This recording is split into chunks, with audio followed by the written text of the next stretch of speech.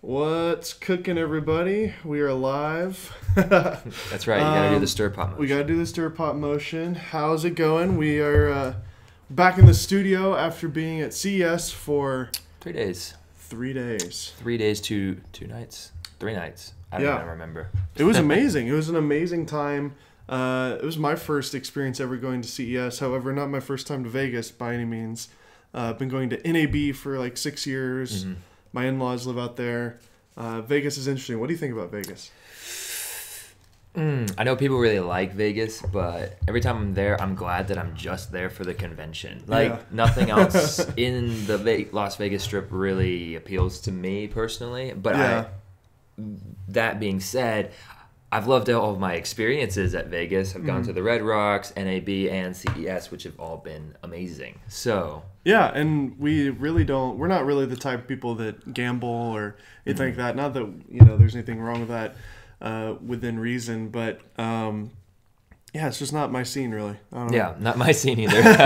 But it is pretty to look at the lights. It's fun to kind of walk the strip, and there's a lot of great food. It's a truly unique place. Yeah, like we can't not say that. So we got 3 people here, unable to connect. Mine to the says track. 5, man. You need to update yours. Testing. So anybody who is here on the chat, make sure to ask us any questions that you want by doing @Kinotika, and then that lets us see that everything is going good, and we can get that question. Do we look good? Do we sound good? Is it jumpy? Is it laggy? I don't know. Is it laggy? It doesn't look like it. It looks okay. Cool. Well, let's get started here. We started off by driving for the first time ever from California to Vegas. And I drove half, and then Connor drove the other half. Yeah, it really wasn't that bad of a drive. 4 hours, roughly. It was right down the 15. Yeah. Going down the 15 all the way from Orange County to Las Vegas. And driving Dave's Prius, so literally he only filled up right before, and we drove all the way there, and then filled up before we left, and drove all the way back. So Prius is awesome. I think we spent a total of about $40 or $50 on gas just to get there and back. So that's like nothing. Pretty awesome. Guys, if you have any questions, do @Kinotika. I see that Laura is in the chat as myself. Cool. She's telling me that it looks great. Hi, Laura, and Ryan, my son. I was coming straight off of an airplane coming back from Hawaii. I went on a trip with my family, and that was a lot of fun, but, man, I was tired. We went straight from the airport to picking you up to driving to Vegas.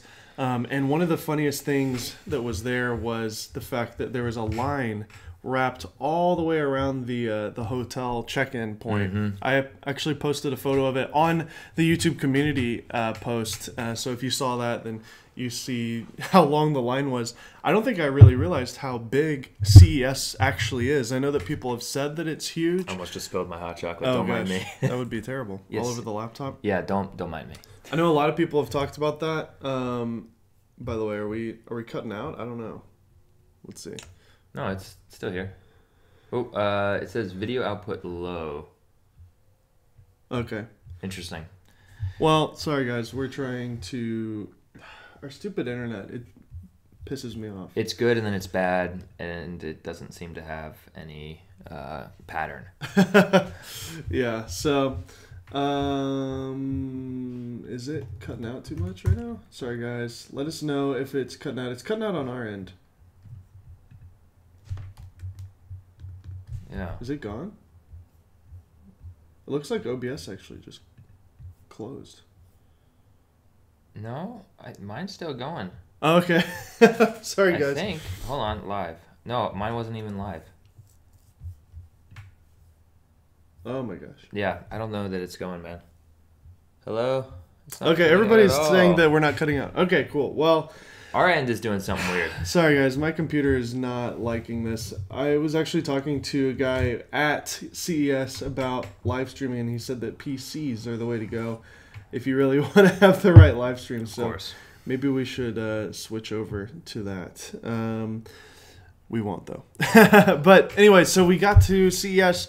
the very first day we were with our friend, the Everyday Dad. The Everyday Dad. Mm-hmm. He was with us the majority of the time, and we really enjoyed his company. If you're not familiar with his channel, just search The Everyday Dad on YouTube, and you'll definitely see his content. He's an amazing creator and a good friend. A really good guy in general, really. Yeah, we really enjoyed hanging out with him. And so we spent the majority of our time with him in the morning, having breakfast and stuff. We just started walking around the show floor, and the big news of this year, for us at least, was the Atomos and Nikon kind of collaboration. If you're not familiar with the news that came out this week, Atomos is working with Nikon to give an update to the new Ninja 5 monitor recorder to record ProRes RAW straight out of the Nikon. Right, and that's the first mirrorless camera to get ProRes RAW, right? Yep, first mirrorless camera ever. It's also kind of the first RAW recording camera of this size and form factor ever. Mm-hmm. It's also one of the cheapest ways to get into shooting RAW, ProRes RAW as well. They're releasing the creator kit, right? Yeah, there's a video, or was it Nikon Filmmakers Kit is what they're calling it. I actually linked it in the description here, so if you're interested in seeing that, click the link in this description of this video. But I think it's like, was it $4,000? And you get a gimbal, the monitor, and the camera, and a lens, and a mic, extra battery, all sorts of fun gadgets. Yeah. So really, really cool stuff from Nikon and Atomos. Yeah, it's $3,996. Which is pretty great considering everything that comes with it. And so what they say, roughly $1,200 off if you were just to buy everything outright. Yeah, you're saving about $1,200 when you buy this kit. So. And you're pretty much ready to go with that kit too. So it's not a bad price. So anyways, you have the same Canon mug, George says. Oh, cool. I feel like everyone has this mug. Yeah. So after we kind of hung out at the Nikon booth and the Atomos booth, by the way, we did film a video with Jeremy, the CEO of the company. So that'll be coming out next week, hopefully. But after we did that, we just kind of started wandering around, and Everyday Dad, we were just passing this booth, the Sharp booth. Oh my gosh. Holy crap. Smoky Mountain aerial imaging. What's up, man? Dude. What was the best camera find at CES? I want to blend into my drone reviews. Holy crap. Wow, well, we're about Thank to you for the $50 donation, my friend. That's a huge, huge thank you. We need a soundboard for that dude, one. we should totally get one. Well, Smoky Mountain Aerial Imaging, we were about to get to the best camera, at least for me. It was the Sharp 8K camera. Obviously, if you guys are subscribers to this channel, you probably saw it in your feed. If you haven't, I would suggest checking it out. We just had 100,000 views on it. Yep. This camera is really, really special. It's not out yet. It's not official yet. We'll be seeing official specs and information about this in like NAB time. But apparently, roughly, what they said. Apparently, from $3,000 to $5,000, you can buy this camera that's about the size of a Blackmagic Pocket Cinema Camera 4K. It shoots 8K up to 30 frames per second. It's got a Micro Four Thirds sensor designed by Sharp.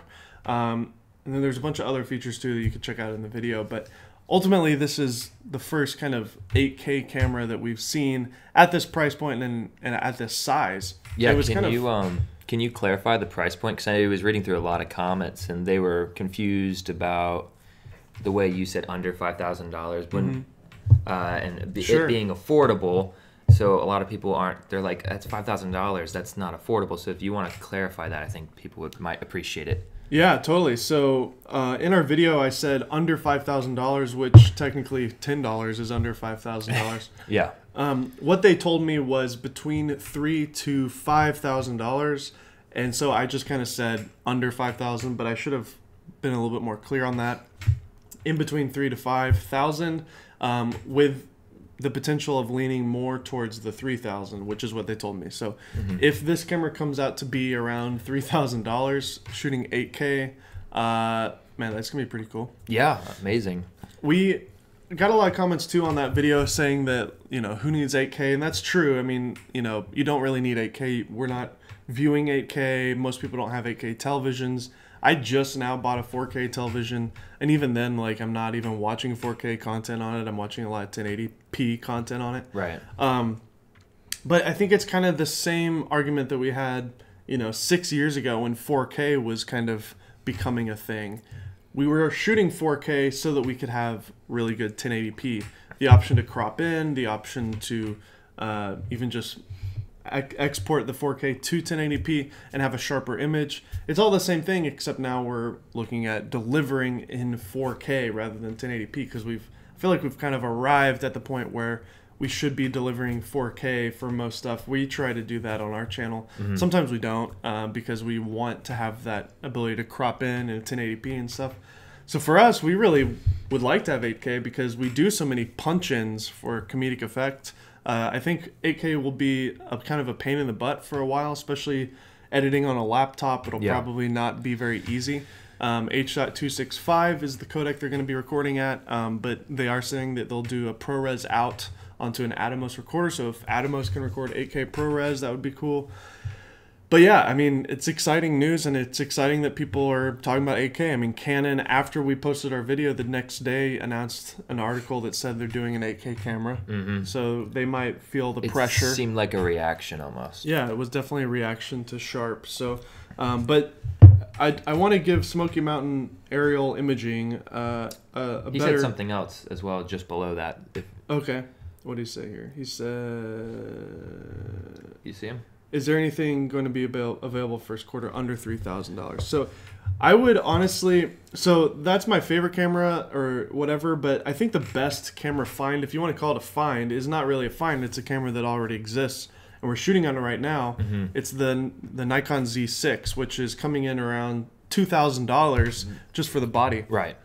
And because of this new ProRes RAW feature, I think that this is kind of one of the best cameras right now. I would almost say better than the A7 III now because of the RAW.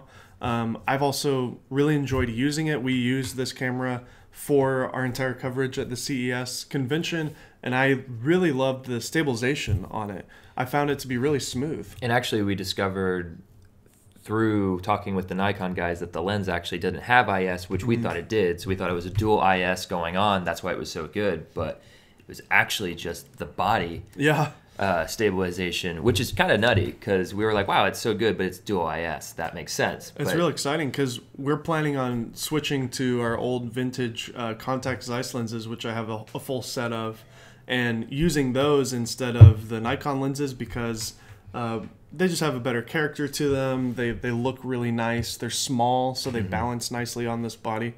So that makes me excited for that because that means those lenses will be nice and smooth. Oh, yeah. And it'll have really nice characteristic as well. So Smoky Mountain Aerial Imaging, thank you again for your crazy, ridiculous, unnecessary donation, but we greatly appreciate it. We spent a lot of time and money at Vegas, so that is going towards our company here, and so we really appreciate that. Yes, thank you. And the answer to your question for me, I think, is the Nikon Z6 if you're looking around the $3,000 price point. I'd agree. Yeah. Loom for now. Yeah. For right? Now. Yeah. Right. Loom wants to know what's your opinion on 8K? When is it enough? I'm paraphrasing. I think we sort of answered a little bit of that. Loom, I think if you weren't around, 6-7 years ago, and I've been doing this now for like 11 years doing video, and I started out right when the DSLR thing happened, and everything was 1080p at the time, and then things started getting into 4K, and everybody was saying the exact same things that they're saying right now about 8K. They were saying this is unnecessary, my computer can't handle it, nobody is watching anything in 8K. When is enough? 1080p is so much better than SD, back when standard def was a thing. And yeah, I think in the next 5 to 10 years, things will move to 8K. And it's not necessarily because we're going to have an 8K MacBook Pro anytime soon, because at this point, this is essentially a 3K screen, and the pixels are Retina quality, so I'm not really... Unless I'm like up on the MacBook, I'm not really going to see, I don't see the pixels on this. So I don't need 8K here. Where 8K is going to exist is on really, really big televisions. But Well, even then, I think 8K is mostly about delivering sharp, better 4K. I'd agree. So that's why we're excited about it. But there are 8K TVs coming out, and there's a whole lot of them at CES. So not just for downresing the 4K, but looks like the future is going towards 8K TVs as well. Just like we have 4K TVs now, but we're still watching a lot of content in 1080. Remember so the thing is with the resolution on TVs, you're never going to really see a difference because you sit so far back from on your couch to your TV. But the bigger the TV gets, the more resolution you need because the bigger the pixels become, so you see more pixels. That's why 8K is important, is if you were really rich and you wanted a 90-inch, OLED or something, which is what they had. We remember the one at Sony. Oh my gosh, yeah. I got a shot of Connor and the Everyday Dad at the Sony booth, and they had a 90-inch display. I am right at like 5'11", and it was as tall or taller than me. So yeah.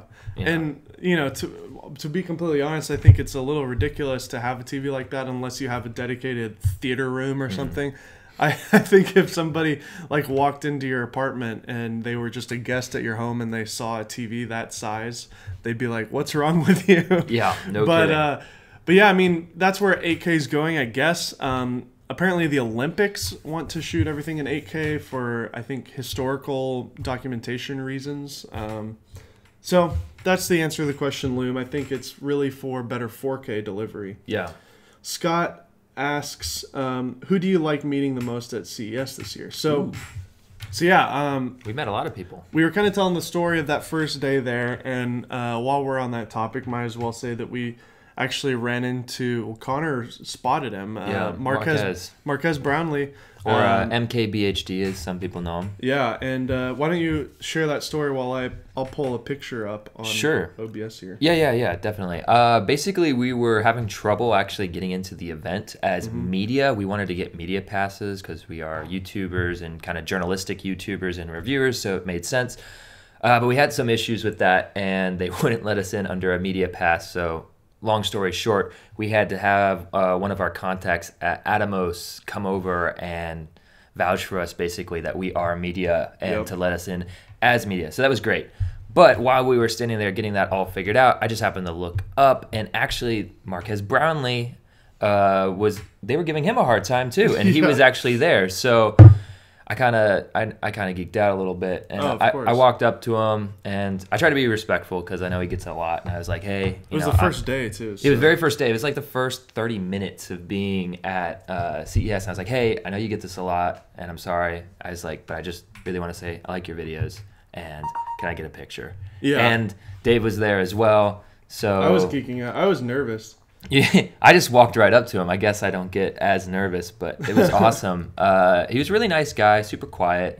He's just a normal dude, which was pretty cool. And he took a picture with us. Did you get it on OBS? Yeah, I'm trying to, but what's really weird is right now OBS isn't open, but it's playing. I don't understand what's going on. Oh, I think my computer is like acting really weird. If you want to see the picture, just go to our Instagram at Kinotika TV, or my Instagram at Connor McCaskill, Connor_McCaskill. It's there on both. Yeah. So we met Marquez Brownlee, which was great, and then what the heck? I put Instagram TV. It should be Kinotika TV. I'm gonna put a link to that here. Cool. Everybody that we're talking about that we met, you'll be able to see in our Instagram account that I just linked right there. So I don't know what's going on with my computer. Very strange. As long as it works. So later that evening, we went to a private event, and Sarah Dici walked in and sat right next to Connor, and her manager was there as well. Adam, very nice guy. Really nice. And I've been a huge fan of Sarah's for a while, ever since she kind of blew up with the whole copying Casey thing. But then she went off and did her own thing, and then Connor recognized her from Peter McKinnon. Yeah. But yeah, she's amazing, and it was actually funny. She did a video or some sort of review on the S1R from Panasonic, and she made a mistake in her video. She said that it has a flip-out selfie screen, but then everybody told her she was super wrong, and you know how the comments go. Yeah, comments can be kind of harsh sometimes. And apparently she watched one of our videos on the S1R, S1 that we shot at Photokina. And so that was the first thing that she said. She's like, I actually just watched one of your videos because people were angry at me about the S1. And so, like, I think that was really cool because that, you know, made her, like, friendly towards us because she recognized us. So that was pretty cool. And we became friendly with her. I think we would love to do a collab with her one day if we ever go to New York. Which may or may not be possible. We'll see. Yeah, that'd be awesome. Yeah, we're looking forward to something like that. And then who else do we get to meet? There's people that we already knew. There's a great picture of all of us together on our Instagram account. Sarah's there, Everyday Dad, Connor, me, Armando, Corey Hour, and Nico. I forgot his last name. I'm sorry, Nico, if you see this. I forgot your last name. And so we were all just hanging out at the Sharp booth, actually, of all places, because they wanted to see the 8K camera. We kind of became like their ambassadors. We were just grabbing YouTubers, taking them to see the Sharp camera, leaving, coming back with more YouTubers. Someone else that we met at CES, we've met him before, but is Sean with Think Media. Yeah. And we actually ended up doing 4 collaboration videos with him. Not on our channel, but all on his channel, which is called Think Media. I'm sure you guys have heard of him, especially if you're a content creator. He's got like well over 700,000 subs. Really friendly guy, really, really nice guy. We talked about the Nikon, a bunch of other things. So that was fun too. So making those connections, meeting those types of YouTubers, that's why going to these events is so important. And it's always nice to be around people who are similar, who are like-minded, because it just, for me, it really kind of is confirming. It's like, cool, I'm not like the only person out there. It's just nice to, you know, be like somebody else and be able to relate on certain levels, because they all do what we do. So we can relate on that level. Yeah. No matter how famous they are, like Marquez, you know, I was able to talk to him about gear and, you know, as an equal, even though he's like, even though I was super nervous and he's really famous, but he was really chill, really cool, normal guy. If you ever watched like a podcast with him, you kind of know how what his vibe is. It's very calm and mellow. Yeah. I think I'm switching to Nikon as of watching this live stream. Thanks, Smoky Mountain Aerials. We're going to be doing an official review. In fact, I think that's probably first on our list. We really need to do it. We have a lot to say about it, and now that this update has happened, we have a lot to talk about. So that may be a review coming soon on this channel, so stay tuned. Yep. So what else happened? So the second day was more of a just hangout day. We were looking at kind of just random gadgets and gizmos. I don't really remember what we did, actually, the second day. It's all blurring from yesterday. Yeah, I know, because we drove back yesterday. Yesterday was all the stuff with Sean, right? Yeah, so I think the second day, that's really where we saw Sarah again. We saw the other YouTubers. We kind of just walked around, hung out with Nikon a lot. We shot a video with Nikon at the Nikon booth. They have a new lens that they just announced, a 14 to 30 for the Z mount. It's an f4. It's an f4. Okay. They are going to be doing an f2.8 eventually, but it'll be bigger. So this is really the vlogger lens. It's nice and small, wide-angle lens. But we just really enjoyed ourselves at CES overall. It was worth going. And again, if you haven't seen our Sharp video, it's the only video we've done so far from CES. Right. It just hit 100,000 views, and we really thank you guys for watching it and for sharing it. It's kind of funny. Nobody covered it. We were actually... For 2 days, roughly. Yeah, we were pretty much the only people that covered it for 2 days. It was just sitting on a table all by itself. No signs, no spotlights on it. It wasn't even... Like, there wasn't even, like, glass on it when we arrived. It was just out in the open. Sharp apparently didn't even, like... They didn't even do a press release or anything. No. It was just there. We were told that one of the guys from China just brought it that morning, and it wasn't even... from what I heard, I don't know if you heard this part of the conversation, they weren't even supposed to have it out. It was supposed to be in, like, a back room. But for some reason, it was out, and we saw it, and we just jumped on it. It was amazing. It was a lot of fun to do that, and we got a lot of great coverage. We were on Petapixel, Cinema 5D, Mirrorless Rumors, Mirrorless News, all sorts of different websites, and that really was kind of a fun roller coaster to to be on. So yeah. Thanks again for watching that and supporting us. Brought us back to our Black Magic moment. Yeah, exactly. Any other takeaways for you, Connor, that you really enjoyed, or things that you saw that you liked that you wanted to share? About cameras specifically, I can't really think of anything. There really wasn't a lot of camera content at CES. It was mostly phones. You cleaned your M50 at Canon's booth. I did, nice. Yeah. That was nice. They did that for free. I just brought in my M50 and they cleaned it. Most apparently at these conventions, if you bring a certain camera and you go to that manufacturer's booth, typically they'll have people there that will actually service your camera, which is kind of neat. Yeah, I was talking to someone, and they said they just bring their gear every year and have them clean it there for free. For free. That's amazing. Guess you get your money back a little bit from that $300 it costs to get in. The Budgeters asks, love your channel. It's useful and very entertaining. I bought a G9 with the 8-18 for filmmaking. Do you recommend any other lenses for B-roll, close-up, or prime shots? Absolutely. I think the 8-18 is really, really good, especially for a vlogger. But to get those cinematic shots and that bokeh, you need something a little bit tighter. I would maybe go with the, if you can afford it, go with the Leica Summicron 25mm or the 42.5 0.95 aperture Panasonic lens with Leica. Those are both just amazing lenses. If you're on more of a budget, the 25mm from Panasonic is pretty decent as well, and it's pretty cheap. Aaron asks or says, no, don't use computers for streaming at all. Dedicated hardware for the win. I think you're talking about like little stream boxes that you just plug Ethernet into. If you could let us know, Aaron, which one you use, I'd like to look it up, because that would be nice. That would be really nice. Yeah. We have a lot of issues with OBS on a Mac often. Nicholas Jr. is asking, Canon M50, do you guys think the EFM mount is dead?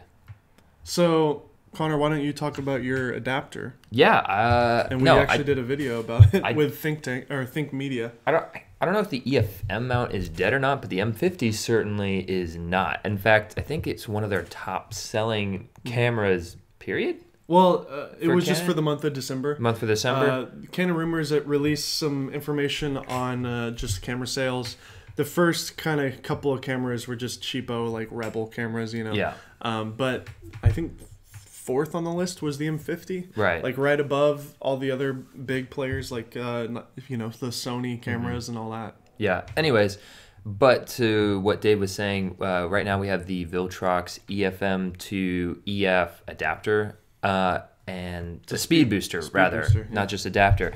That thing's awesome. I currently have just like the cheap 50mm 1.8 on the speed booster on my M50, and that makes my 1.8 lens a 1.2 actually with the speed booster, and it gives me, instead of a cropped perspective, I have like a full frame almost equivalent perspective. So M50 is awesome. I don't know. M50 is awesome. The Canon EF to EFM adapter is $200, and the speed booster one from Viltrox is $150. So there's really no reason to buy the other one unless you have only crop sensor lenses. Then the speed booster won't work because they're not designed for full frame. So, but you can kind of modify them like you showed me, but we don't necessarily recommend that. You can, if you have like a 18 to 135, for example, like a kit lens that goes with an 80D, there's like a little plastic ring thing on the back, and all you gotta do is just stick your finger in there and pull it out, and it pops right out, and it goes right back in. There's no glue or anything. I kind of freaked Connor out the first time. Yeah, he just did it the first time. It was just like, popped it out. I was like, do you trust me? I did it before you said yes. Yeah, which was probably smart. Smoky Mountain Ariel is asking, what lens are you guys using on this live stream? So right now we're shooting on a lens that I'm actually going to return, because we're going to switch over to the old vintage lenses anyways. Yeah. But this is a really, really cheap Nikon lens. This is the Nikkor 1.8 50mm lens. I think it's like $100. So it's pretty much the equivalent of the nifty lens 50 that I have for Canon. The only problem with it is I'm only able to do manual focus for video, which is fine, and we're going to do that. But if I'm going to have manual focus only, then I might as well just have are nicer lenses that I have from Zeiss. Geared. Yeah, they're geared, and well, that's geared too. But is it really? Yeah. Oh, okay. Well, because it's an old lens. I still like how you have those. What are they called? Those little extenders. I have like little focus gears on my lenses, and it makes the lenses a little bit bigger, so it's easier to grip it. But it's actually designed for a follow focus, but I never use a follow focus. So, Shiz Nuts says, what's he saying? He's talking about. Oh, I was thinking about the G7x Mark III. Yeah, we were hoping to see that at CES. Canon didn't announce anything. Other than that, they're going to do an 8K camera. yeah, exactly. I think they're saving the G7X III for VidCon. VidCon is in like April, I think. It makes sense. Mm-hmm. Oh, is cool. It in June? Or we went to it in June last year. Okay. NAB's in April. July. Oh, it's in July. July, yeah. So, never mind. So, I think they might be saving it for that because it wouldn't make sense to release it at NAB because it's not a pro camera at all. And it's a vlog camera. So, if they do it, maybe they'll announce it now. They'll announce it in the next 2 months and then kind of show it off at VidCon. That might make sense. There's already some leaked images of it. So if you want to see that, just search G7X Mark III leaks, and you can see that there's actually a mic input on it finally. So yay! So you can have a small little flip up selfie screen camera with a mic input. They finally did it. So that's really exciting. Yeah, guys, if you have any questions, just do @Kinotika, and then we'll go through here and answer them. What else did we see, Connor? I'm just trying to think. I mean, we saw some stuff outside of cameras. We saw the cool little retro gaming booth. Yeah, there was a really fun little booth. I don't remember what it was called. It seems to be a fad right now that all these companies are licensing old like Sega games and Pac-Man and stuff like that, and putting it in either handheld devices or HDMI boxes that can plug into your TV. Yeah, something else that I saw that was cool that has nothing to do with cameras in relation to this was they actually like remade an old Nintendo 64 controller. Like they modernized it so it no longer has that weird third limb for your third hand that doesn't exist. Yeah. Not that any of you may or may not know about that, but it's pretty awesome. Yeah, that was cool. The picture on this thumbnail of Connor was a photo of us in massage chairs. Oh, dude, that's so good. That was kind of a thing. There was a ton of these massage chair companies at CES, and we happened to find the one that won the Innovation Award. So I was like, I guess this is the best one then.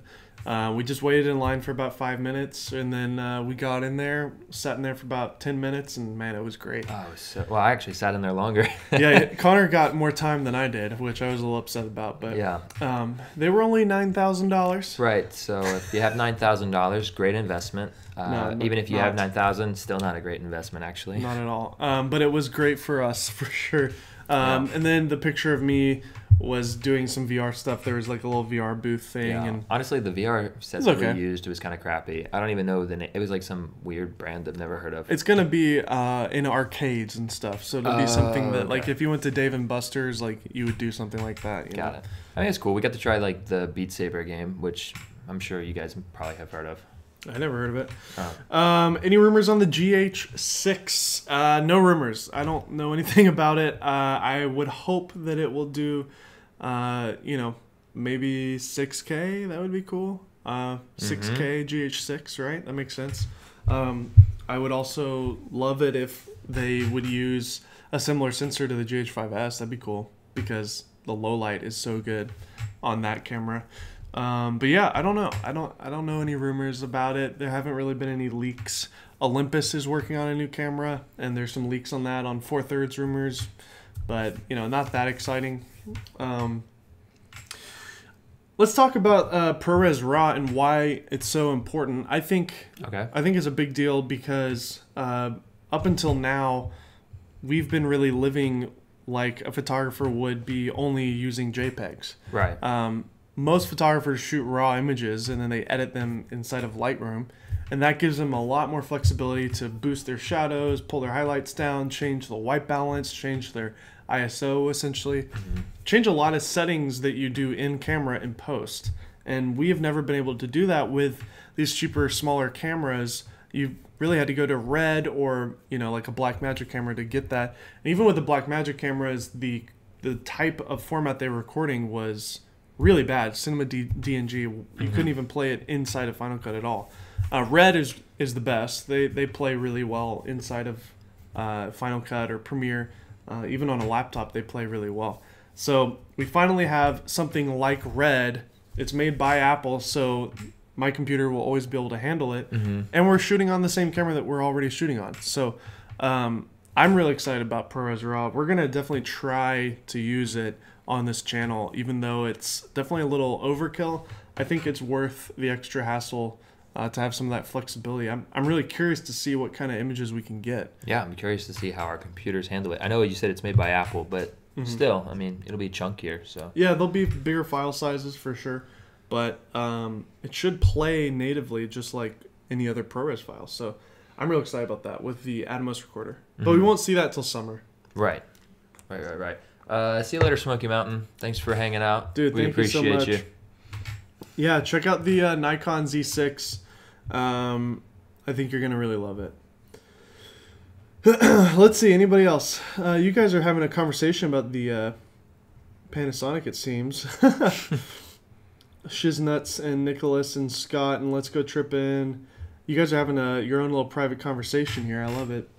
What else do you want to talk about, Connor? What do we got going on? We got the rest of this month here. We're going to be doing some reviews.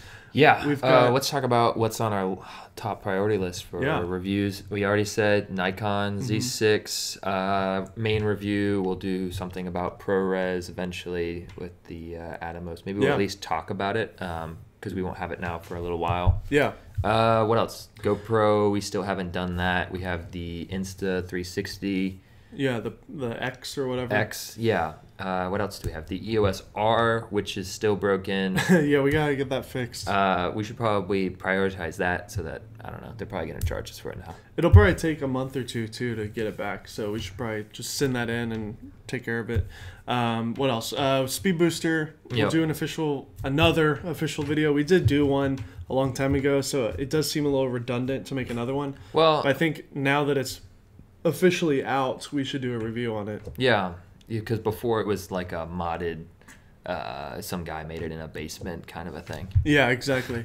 So those are kind of our top priority videos for the next couple of weeks, and we'll be posting that kind of stuff. We also have 2 or 3 videos from CES that we'll be uploading as well. Yeah. I'm pretty tired. I don't know about you. I'm pretty sleepy. It's been like a long couple of weeks. Coming off of the Christmas time, and then straight to Hawaii and then straight to Vegas. For me, it was just a lot. Yeah, I had a little extra time off than you because I didn't go to Hawaii. but yeah, you came home before I did too from Tennessee too. I would say that I feel okay. I feel tired, but I don't feel exhausted. Well, Shiznuts is asking what's wrong with the EOS R.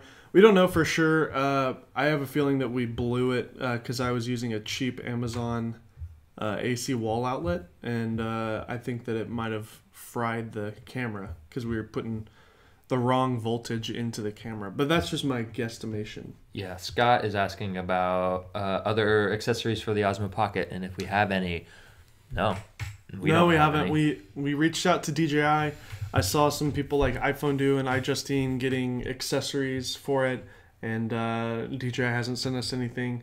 I've had a couple of emails from companies that want to send us stuff, so I'm working on that. Hopefully we can get some accessories in. There's some companies that are doing indie filters already. Just some kind of knockoff brands doing it. We could post that when we get it. The Ozma Pocket is continuing to be a really popular camera. I saw a bunch of them at CES. Oh yeah, multiple. Our friend Everyday Dad actually only used the Ozma Pocket to capture his time there, and he just uploaded a video actually today about it. So you could check that on his channel. I don't know how it turned out. I need to watch his video. I'll watch it later. I didn't know you posted anything today. I haven't really been on YouTube. There it is. Yeah, I love our thumbnail. I'm not gonna lie, for this live stream. You pulled it up. It's pretty funny. Let's talk about some of the food that we ate. The first night we went to a... By the way, I'm linking Everyday Dad's video for anyone curious. Perfect. We went to a really, really fancy sushi restaurant. That was... Mori? No? Yes? Edamame. Edamame. It was crazy. It was amazing. And this was Connor's first time ever having sushi. Yeah, so, I never had sushi, and that was the only thing on the menu. So. I was a little nervous because it's raw fish. A lot of people think that raw fish is dangerous. It is dangerous if you go to a place that doesn't take proper care of their fish, and they have it sitting out, and bacteria gets on it, and then you get sick. But true, real, legit sushi places like where we went, make sure, like, they literally have to be, rock solid. Otherwise, they'll go out of business. Right. So it was no problem to eat it. Raw fish has a texture to it that's kind of gummy almost. I would say that it did. It tasted like a mushy. Not tasted. The texture was like a mushy gummy. And which doesn't sound appetizing. It doesn't sound appetizing, but some of the sushi rolls were good. Some of them weren't. I'm just going to be honest. Some of them, though, were very, very good. Had, like, smoky flavors to them or different types of seasoning on the meats that you could taste, through the sushi. Even though it was just rice and meat, yeah, the way that they would kind of prepare it had some really interesting flavors. And I don't know. You tried mochi as well for the first time? Yeah, actually, I tried my best to try everything. He did a really good job. Just not... My mom didn't raise me eating fish at all, actually. Yeah. So that was like... It was a whole lot, and some of it was just a little weird for me. I tasted it, and I was like, all right, that's enough for me. But other things, I ate all the sushi, the whole thing, and it was good. Mochi was great. I love the mochi. Yeah, mochi is great. If you haven't had it, you can just go to any store and find it, actually. They come Probably in not packs. The one we ate, though. No. Super freaking good. Yeah, it was real expensive and really good.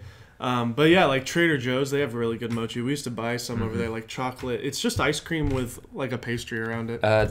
Travis, the guy next to me who worked with Atomos, he was saying that it's rice dough. Nice. That makes sense. Yeah. And then the second day, we actually went to a really great kind of kosher grill. It's like a kosher place. Yeah, it's legit kosher food. And that was an interesting experience. Total opposite. Yep. Cooked foods. Totally cooked. All great. And it was all kind of, Middle Eastern, Mediterranean style foods, and that was wonderful as well. And then the last day on our way home, we went to In-N-Out. Yep, we did. So that was our food situation there.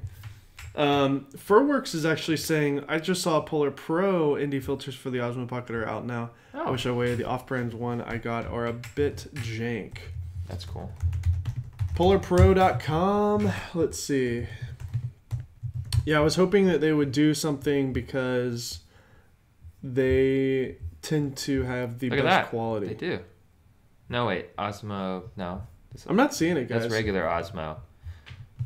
Let's see. Products, Osmo Pocket. There we go. Yeah, on PolarProFilters.com. There we go. I'll link that. Here you go. I think if you're going to buy any indie filters, I would do these. They're a little bit more expensive, but they're not jank like he was saying. Pretty cool. Nice. Those look nice. I wonder when they dropped. We'll have to get some of those. Yeah. I think DJI themselves even have PGY Tech accessories in their store.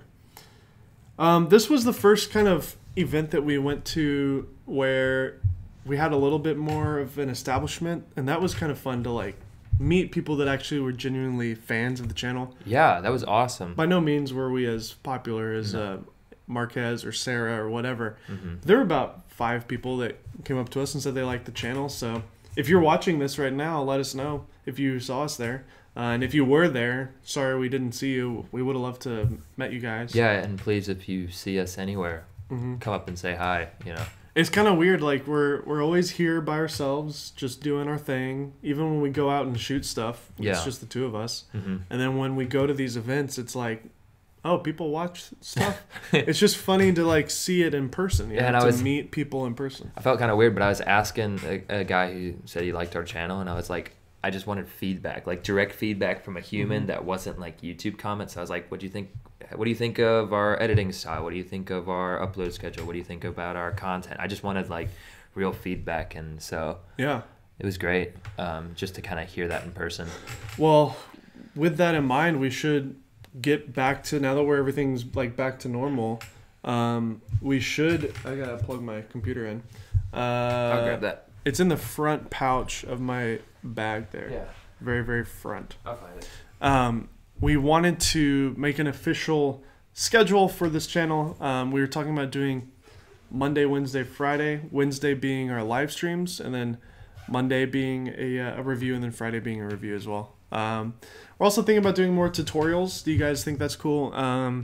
You know, lighting tutorials, gimbal tutorials, maybe even editing, things like that. Just to change it up. You know, there's always new gear to talk about, but if you don't know how to use that gear, then what's the point, right? So I think it's important to teach that, and if you guys are interested in more tutorial style stuff, then let me know. You know, although there's plenty of gear to talk about, if that's all that you guys care about, I'm cool with that. Peak Design Everyday Backpack. What bag do you haul gear in? I just got the Low Pro Tactics, still trying to figure out the organization. Yeah, a lot of people use those Peak Design bags. I'm not a fan of it. I don't like the Peak Design bags. I like stuff made by Think Tank. I'm a huge Think Tank fan. I have the Think Tank Rolly bag, the airport security. That's an amazing bag. MKBHD uses it, so that confirms that it's the best. That was actually the reason why they weren't letting them in. Yeah, they don't allow rolling bags anymore. This CES, you had to have like a special pass to get it in. It was really kind of a nightmare for him and a lot of other people. But I use the Low Pro Fastpack, 250 Fastpack.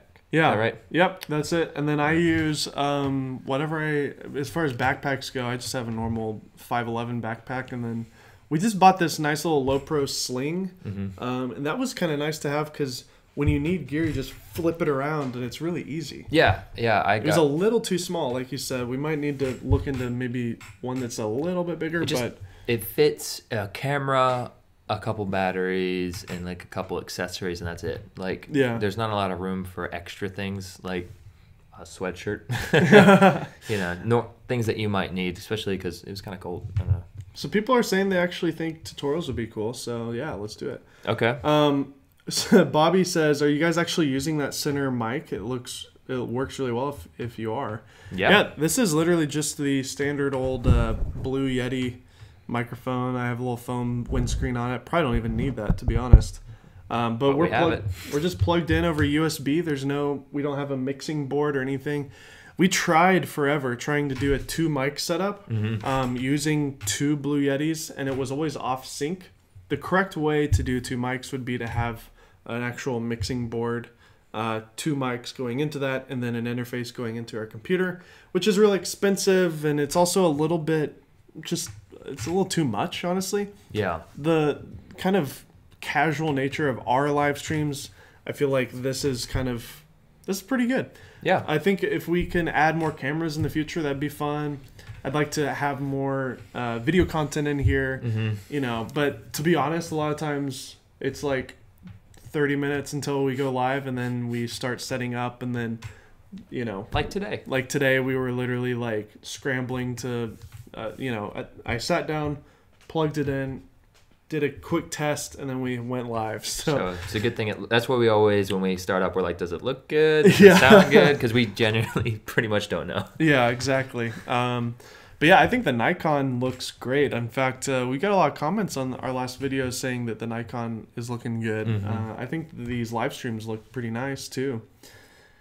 Who would have thought Nikon, you know? I know. It's such a weird thing to say. Nikon was always kind of the punchline of video cameras, because the D750, the D850, they were really, really good cameras, but there still was just a ton of features that they didn't have. It made no sense at all to like buy one and only use it for video.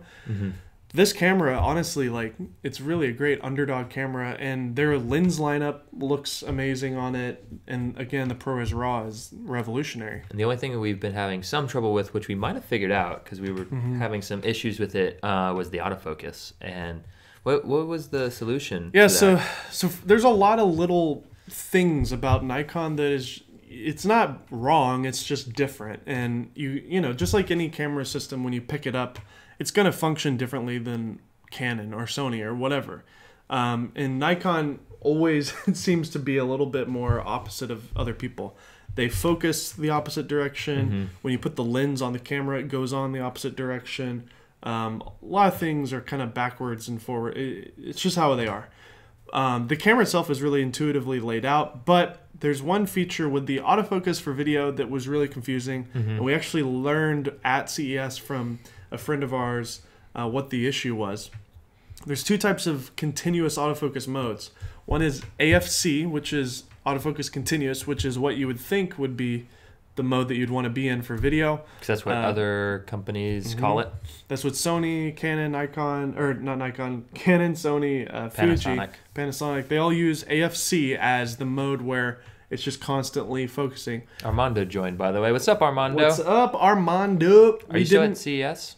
I'm pretty sure you drove home like the second day we were there, I think. I'm pretty sure. Oh, really? Or yesterday. Yeah. I didn't know that. We need to collab Armando. Let's do it. Armando was at CES and we ran into him. We were going to drive up together, but we got in way too late that first day. Yeah, be glad you didn't drive with us. Yeah, we didn't get in till like midnight, and then by the time we checked in, it was 1 a.m. So. Yeah. Armando has a great video on his channel that I really want to watch. It's a catchy title. I love it. GH5 in 2019. So definitely check his channel out and that video. I think it's a really good video to watch because the GH5 now you can get for like under $1,500. It's a wonderful camera. But anyways, the Nikon's autofocus system, AFC is not true autofocus continuous. AFF, which is autofocus full time, is what they call it, autofocus full time. That's the mode that you want where it's just constantly focusing. And it does face tracking, and when you touch the screen, it tracks on whenever you touched, and this and that. But the AFC mode, you have to push the AF on button on the back, which is what photographers use all the time to lock focus. And, you know, it's a cool idea, but basically what happens is you push the button, you say you lock on somebody's face, but then as soon as you release the button, the focus doesn't move. It just stays locked, which is kind of a cool idea. So, like, if we're doing an interview like this, all I would have to do is just kind of push the button, let the camera register Connor's face. Once I see that, you know, confirmation, which I think is the color yellow on Nikon. Red is not confirmed, and then yellow is. Once Makes you see sense. that, Yellow's kind of their thing. Yeah. Once you see that, then you just release the AF on button, and then, you know, it just stays there. So in a way, it's almost like a manual focus with a push AF. Well, I like that now that we know that it exists, because basically it would just keep it from losing focus. So it's not going to suddenly focus on the background, or if someone walks in front of the camera, it's not going to suddenly focus on them. So it makes sense. I think it was just poorly named. Yeah. It shouldn't be called continuous. Yeah. It's not continuous. It's not continuous. It's only continuous when you push the button. So, anyways, that was a long tangent. But yeah, Armando, if you would like to do a collab talking about the Nikon, let's do it. I think it's a hot topic now with ProRes RAW. You've got an Atomos. We've got an Atomos. All God's Children's got an Atomos. No, I'm just joking. But yeah, let's do it. Let's do a collab if we can. Let's do it. Blah, BLA, however you would like to be that to be pronounced. Are you paid for everything you say? Nikon, haha. No, we don't accept payment from camera manufacturers. Yeah, we've never done that. Even with DJI, they do send us stuff early, but we're still completely just reviewing it based off of our own findings. We try really hard to be unbiased about everything. I mean, right before this trip, you know, I was saying the X-T3 was the best, and it is. It's still one of the better all-arounders. It is cheaper than the Nikon as a whole, too, because if you buy a full set of lenses from Fuji, that's still going to be cheaper than a full set of Nikon lenses. So. And for the average person, they probably don't need ProRes RAW, so it's still good. I've just been really shocked and impressed with the Nikon. The more and more we use it, the more I'm starting to like it. So no, they're definitely not paying us at all. No. No. I think the S1, S1R are going to kill it. I think you're right. I think that Panasonic, of all people, will probably work with Atomos as well and maybe do a RAW from that. I could see Panasonic doing that to try to keep up with Nikon now. And that would be cool because you know that Panasonic's going to also have great video features, 4K 60, which the Nikon doesn't have. It's going to have great stabilization just like the Nikon does. Yeah. Maybe better because Panasonic has been doing it for a while. But interestingly, there was nothing really new about the S1 at CES. It was there. That was one of the first booths that we went to. The first day we went to the Panasonic booth. And sure enough, it was the same old plastic, 3D printed with a piece of lead inside of it. It's not actually 3D printed, but it's just a plastic mold. It's just a mold of the camera. It's not a functioning unit. So that's what we saw at Photokina. And there was a couple of announcements about some minor firmware updates about the camera, but honestly, we didn't even film anything, and we're not planning on covering it until we see something that is different than what we saw at Photokina. So yeah, a lot of people are asking about Sony A7S III, Sony A7000. If we heard anything at CES. Yeah, there was no information at all at CES with cameras from Sony. It's kind of a disappointment because I know everybody was kind of hoping that CES would show off one of these two cameras. That's something that we talked about before we left with Sydney. Was the rumors about the was it the A7000 or whatever? Right. So yeah, we'll just have to wait around and see. Sony Alpha Rumors is saying in the next couple of weeks or something, but I don't know. We don't know what that really means. Yeah, we'll have to see. The A7S III has kind of become like this mythical camera now. Like nobody really knows if it's ever going to happen. Some people are saying it's getting overhyped now because it hasn't come out for so long. I don't know if that's true or not. We'll have to see when and if it comes out, whether or not it's overhyped. But well, here's the story that has been floating around. So apparently Sony had the A7S III done last year, but then they announced the A7 III, and it just took the world by storm. Became one of the top trending cameras of all time last year. Right. $2,000, 4K. It was amazing, and even for video, it was amazing. So the rumors are that Sony then went back to the drawing board and basically redesigned the camera to be more pro. Right. Because the A7 III was actually, even though it was more of a prosumer camera, it was actually doing things that even the old A7S II couldn't do. Right. And I'm okay with that. If they're taking it back, redesigning it, making it better, there's nothing particularly wrong with that. It's just weird that it's not out yet. And I don't know if the rumors also say that there might be a flip around screen. I doubt it. They're not going to do that.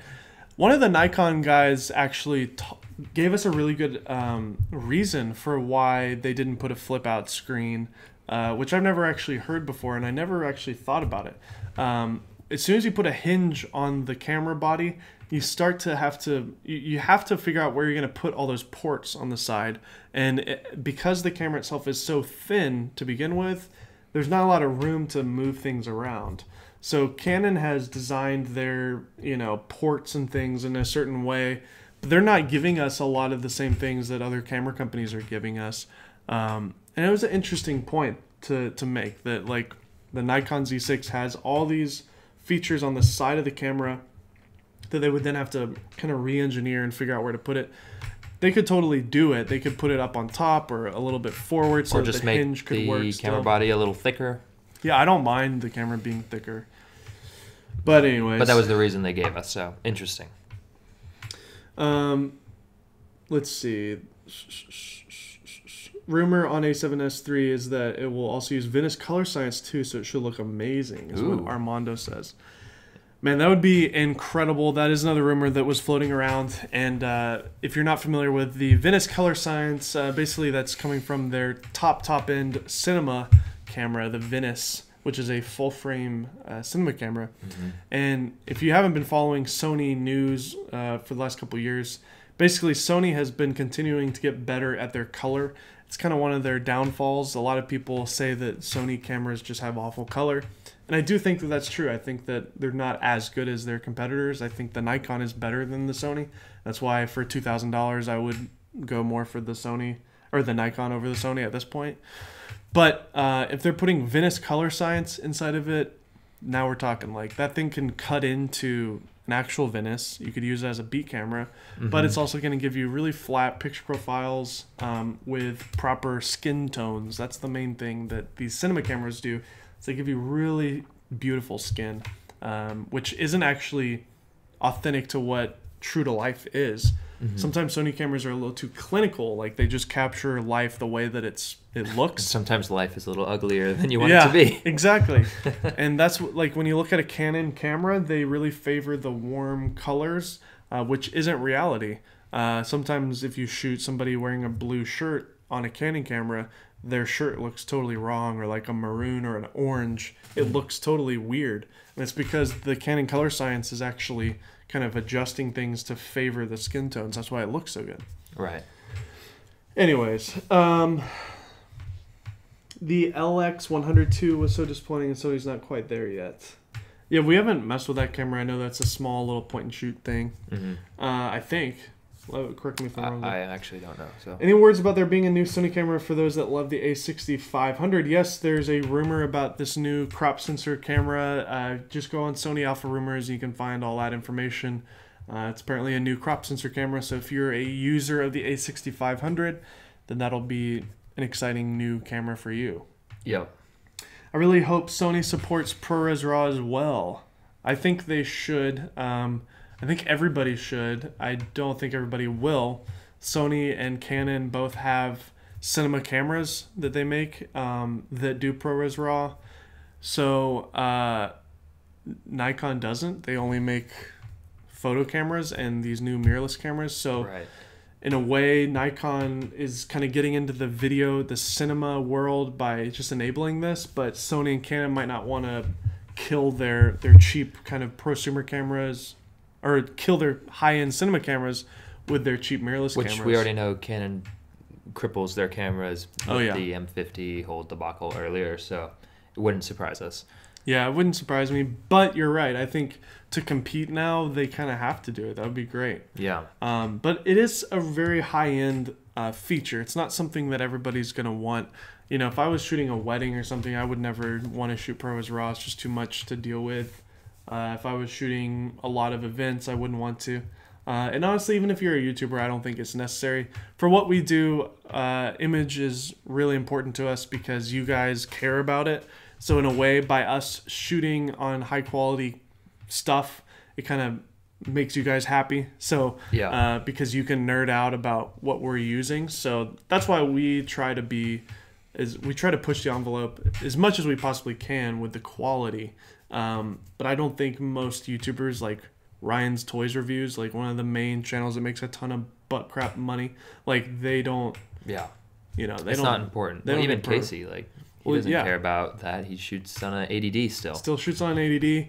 PewDiePie shoots on a camcorder, like an actual camcorder that only does 1080p. Like, you know, you don't have to have anything really to be a good creator in general. Even a filmmaker, if you want to make a movie with your friends, you can do it with a phone. You could use your phone. Like, you know, I don't want to say all that stuff over and over because you've probably heard it before, and I kind of get annoyed by it because, like, gear does matter. Like, you know, if you have better gear, then it only improves what you're making. But if you're not good to begin with and you haven't learned how to compose and how to shoot, having good gear doesn't make you better. Yeah. It just makes, if you already know how to use it, it makes your footage stand out. So yeah, Nicholas is asking, do you think they'll update the XH1, basically the XH2? XH2, so XT3 with IBIS, more or less. Yeah, I think, Nicholas, I think that the XH2 should come soon. I don't know if they will do it. I mean, the XH1 came out not too long ago, and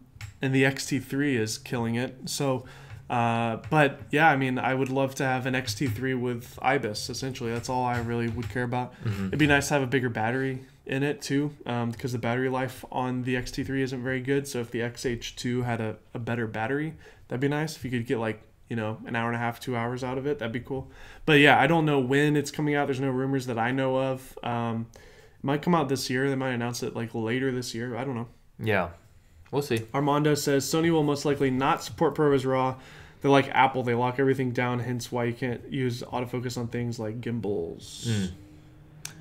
Yeah, exactly. Ronan or DJI told us that they were going to have to like reverse engineer how to use the Sony on the Ronin. It seems like they haven't done it yet. They haven't figured it out yet. Maybe they are not doing it now. I don't know. Basically, Sony needs to learn to share.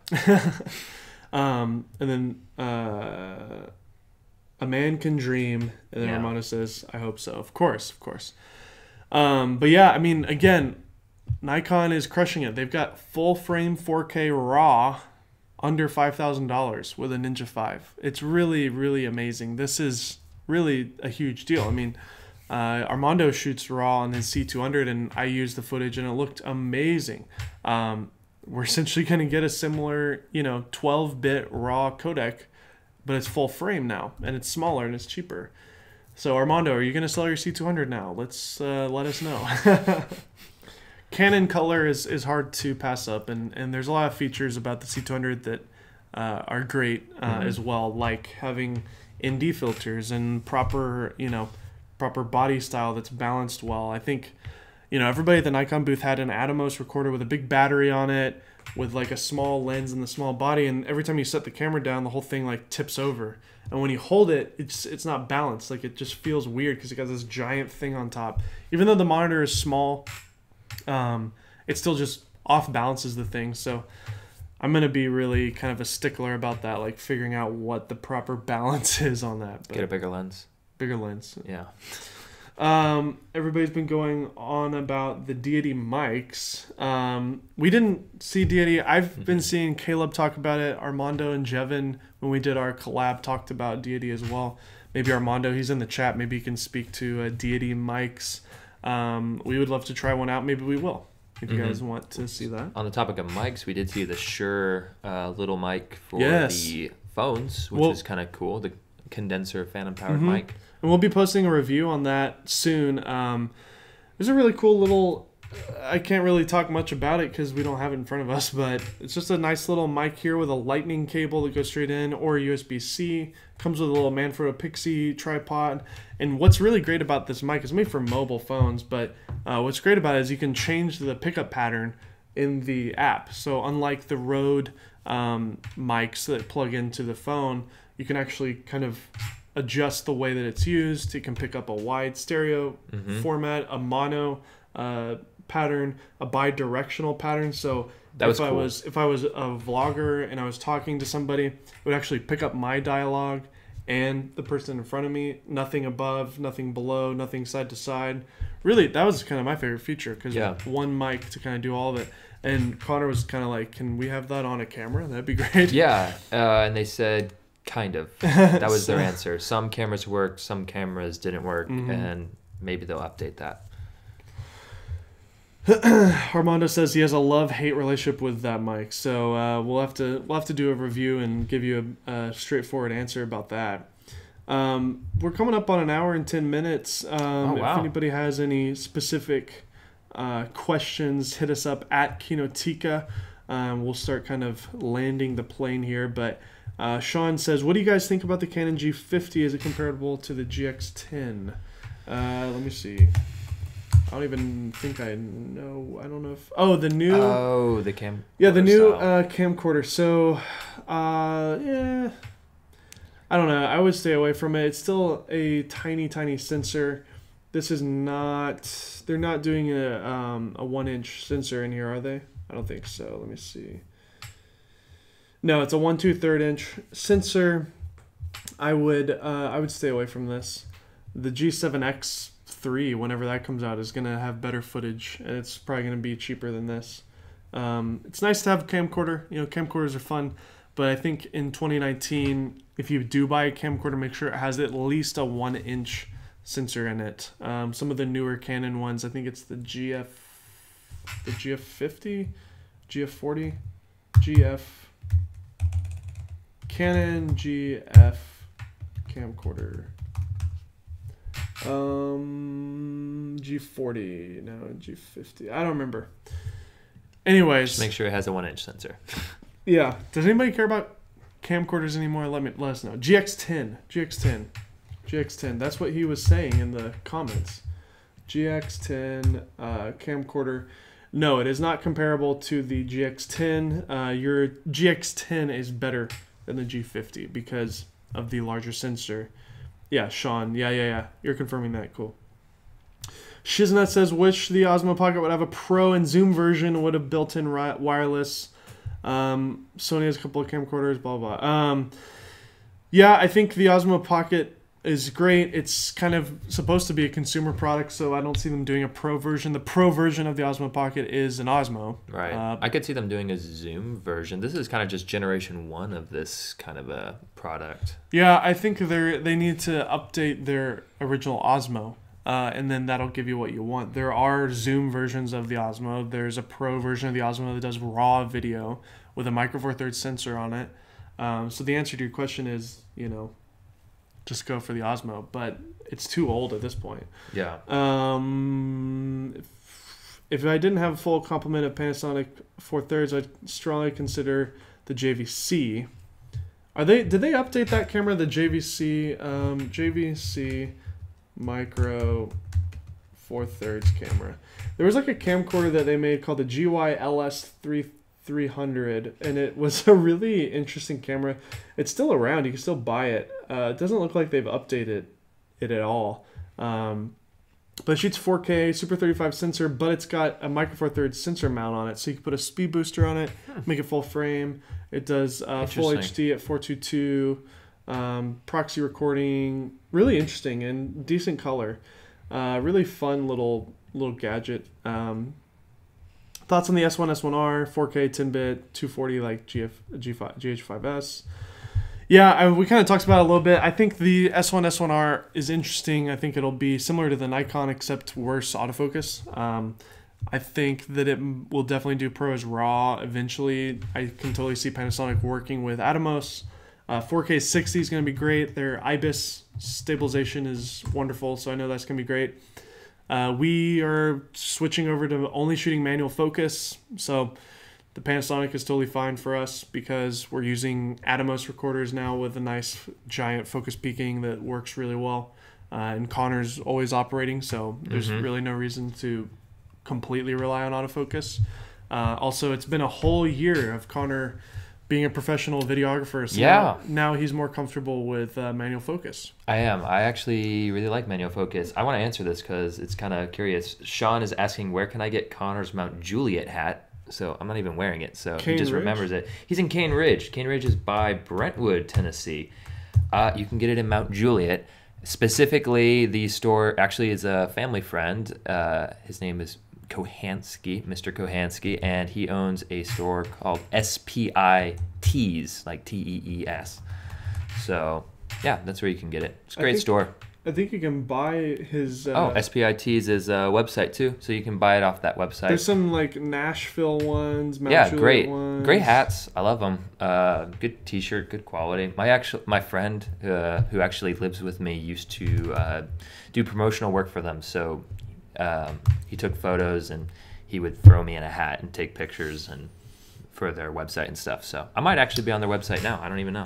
Parker Anderson says, any new and exciting gimbals? Well, we got to see the Weeble, which is a Pokemon, but and a gimbal. Weedle. But yeah, we saw that in person. We already saw the what are they calling it? The bigger version of that. What's it called? The Crane 3 Lab. Yeah. We saw that at Photokina, and weird, kind of interesting gimbal. The Weeble, though, I was actually really interested in. My friend Dave Oglesby told me about it. I think he has one now. I think that's a great one for us to review. It's been out for a while, but nothing new that I saw, really. I'm thinking of switching back to the Movi, honestly. The M5 is just so much smoother. I did a shoot, like a real professional shoot, and the producer of it looked at the footage and he was like really disappointed with the way the Ronin footage looked. And I was real embarrassed about it and he was like, why didn't you use your Movi? We know that works the best. And, he was cool about it. But I definitely was like, oh shoot, he's right. Like I forgot how good the Movi is, so we might do a whole video on that. Yeah. Panasonic will be making killing new lenses, blah blah blah. Lots of cheap unused second half Micro Four Thirds on the way. You're right. Mm-hmm. When Panasonic switches over to only focusing on full frame, which apparently they're saying they're not going to, but I think long term that is the goal, is to transition from Micro Four Thirds probably. You know, yeah, you're right. You're gonna have a lot of Micro Four Thirds lenses secondhand on eBay. Kinotika, any recommendations for a lower budget camera without a recording limit? I need a decent B cam I can set on a tripod at events and forget about it. Well, lower budget, what does that mean exactly? I think one of the best, like just plain old video cameras that just is a workhorse that we continue to see at every single convention, and I've continued to see it for the last 6 years, is the C100. You can buy a used Canon C100 for around $1,500 at this point. It only does 1080p, but it does really, really good 1080p because it's doing what all these cameras do for 4K, which is starts at 4K and then compresses that down to 1080 internally. Just a workhorse camera. If you want something to just set it in the back and just hit record and forget about it, battery lasts forever, one memory card lasts forever, autofocus is dual pixel autofocus, built-in ND filters. I mean, you can't beat the C100. As far as 1080 goes, yeah. Yeah, I'm going to put that on another list. If you really just want a workhorse camera, we should do a video on that because people forget how good that is. We should also write these video ideas down. Right. But if you do want 4K, maybe look at the Pocket 4K, the Blackmagic Pocket 4K. It comes with a AC wall outlet plug that is in the box. So technically, all you have to do is just shoot 1080p if you want to record for hours and hours, or if you have the space, you could shoot 4K. And that camera's only $1,300, so it's actually cheaper than a used C100. So that's what I would do. What are the best lenses to manually focus on a Canon or Micro Four Thirds, whatever, Sigma Arts, Canons? Steve, I think vintage lenses are the way to go. There's a lot of articles about it. Again, maybe we should do a video on that. Caleb Pike has a couple videos that are good on that. Caleb Pike has a lot of great vintage lenses videos.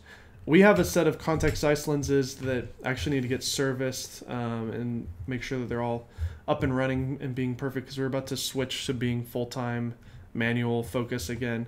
But yeah, we should do another video about that. So manual focus, M5, C100. Yeah, cool. Anyways, let's see. Any update on the Sharp 8K video camera? When are they going to release the unit? They did not give us any exact times on it, other than NAB being where they're going to do all the official announcements, the official specs, the official pricing, and the official estimated time. So it's not too far away, only a couple months. Just in April, my birthday. So we will know when we get there, and we will certainly cover that. With that being said, about the M5, what is the worst experience on set you have both run into? Oh man, I don't know. The worst experience on set or just working. Well, I've shot just countless weddings. I've shot hundreds of weddings over the years. And there's been a lot of horrible moments shooting weddings. But when it comes to... Oh my gosh. Okay. I'm about to tell you guys the best story you've ever heard. Great. Have I heard this story? I'm not sure. Okay, I think so. I was shooting a music video. I was directing a music video for a guy. His name is Zaid Wolf. If you do a YouTube search on... in fact, I'll link the video that I directed. Oh, those are the... Yeah. You've shown me stuff. If you do watch Dude Perfect, you will know his music. They use his music in a lot of their videos. But this video is called Hustler. And here it is. It's got... Wow, 300,000 views. That's With awesome. Wix, you can create... So I'm going to link the video here. But at the very end of the video, there's a fight sequence that was a lot of fun. And I was not shooting it. I actually hired a DP. His name was Hayden Mason. He's in Nashville. This was, years ago when I was still living in Nashville. And we were shooting on the 1DC, which, you know, is one of my favorite cameras ever. And he was not used to the full frame format. He was used to Super 35, so which is what all cinema cameras shoot on. And so he was getting really close to the actors when they were swinging these. They were LARPing weapons, but there's this one woman. She had a giant axe, like a literal like Game of Thrones axe, and it's a stage prop that's used in theater. We actually had a choreographer that was there that was doing the choreography of the fight sequence, and he brought it from his friends that are in theater. So it was a dull axe, but it was still like metal, a giant metal axe. She swung the axe, and my DP got really close to get the shot, and sure enough, she spun around, and the axe literally slit his right above his ear here, and it basically clipped an artery. Oh my gosh. And it was like a Tarantino movie. He immediately fell to the ground. We were all freaking out, of course. And blood was not just dripping out, it was spraying out. Like a Quentin Tarantino movie. It got everywhere, it got all over the camera, got all over the people, it got over me. But I didn't care. It was all about, you know, making sure Hayden was okay. We immediately put pressure on it. I called 911. They showed up. Long story short, basically we clipped an artery and that was it. It really wasn't that big of a deal. It was just a simple stitch, and he has a scar still. Wow, a literal battle scar. Yeah, and of course I felt horrible. I think the medical bill was around $1,800, and me and the producer split that because we just felt terrible. So that was a little bit of a financial hit for me to have to pay that, but I was happy to do it because, you know, I felt so bad about the experience. I remember calling my insurance guy. I do have a small business insurance for situations like this, and I called him, and he was like, we should probably have a meeting and talk about what you do. Because he was like, I wasn't aware that you would be doing weapons. Anyways, that is the worst experience I've ever had on set. It was a music video. I linked it in the description. Yeah. Wow. Okay. I actually didn't know that story. Yeah. Furworks actually said, I think you've told this story before. But well, Mike, you've been around a lot longer than some of the people on the live stream. It's been around longer than me, though. I told yeah. Clearly, Connor doesn't listen. Sometimes I tune out. It's fine.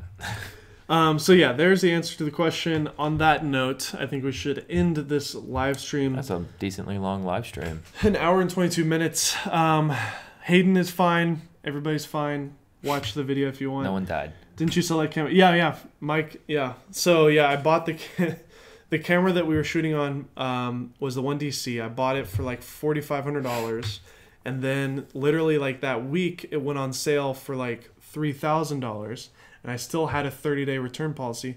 So I just took some baby wipes and cleaned the blood off the camera, sent it back to Adorama, and repurchased it for $3,000 because it was on sale. And I bought a new one. So somewhere at Adorama, there is a bloody camera. Cool. All right, we done? Yeah. We're totally done now. Parker is saying, what's Connor's worst story? I don't know if you're going to be able to top that, Connor. No, it's not fair. He went first.